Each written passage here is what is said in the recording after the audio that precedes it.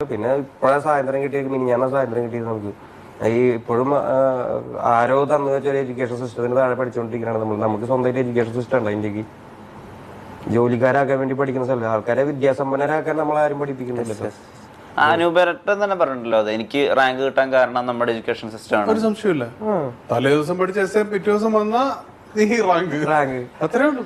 അതിനകത്ത് എന്നെക്കാൾ മിടുക്കന്മാരായ എത്രയോ പേർ എന്റെ ചുറ്റുമുണ്ട്, എന്റെ ഒപ്പമുണ്ട്. അവരെല്ലാം ഈ ബ്ലിങ്കസി അടിച്ച് നിൽക്കുമ്പോ ഞാൻ ഈ റാങ്ക് വാങ്ങിച്ച് വെളി വരിക. എന്റെ ഒന്നുകിൽ ഷിയർ ലക്ക്, അല്ലെങ്കിൽ കൃത്യമായിട്ട് അത് പരീക്ഷ എഴുതുന്ന ഒരു രീതി, ചിലപ്പോ നല്ല കൈയക്ഷരം, ഈവൺ അപ്പൊ ഓർമ്മശക്തി, ഇതൊക്കെ ആ സമയമാണ്, ആ പോയിന്റിൽ മാത്രമേ അതുള്ളതുകൊണ്ടാണ്. അല്ലാതെ ഞാൻ ഒരിക്കലും ഈ 100 പേര് പരീക്ഷ എഴുതിയതിൽ ആ ക്ലാസ്സിലെ ഏറ്റവും മണ്ടൻ ചിലപ്പോൾ ഞാനായിരിക്കും. നമ്മുടെ എഡ്യൂക്കേഷൻ സിസ്റ്റം അങ്ങനെയാണ്. താങ്ക്സ് ടു ആ വിദ്യാഭ്യാസ രീതി ഞാൻ ഗോൾഡ് മെഡലിസ്റ്റ് ആണ്.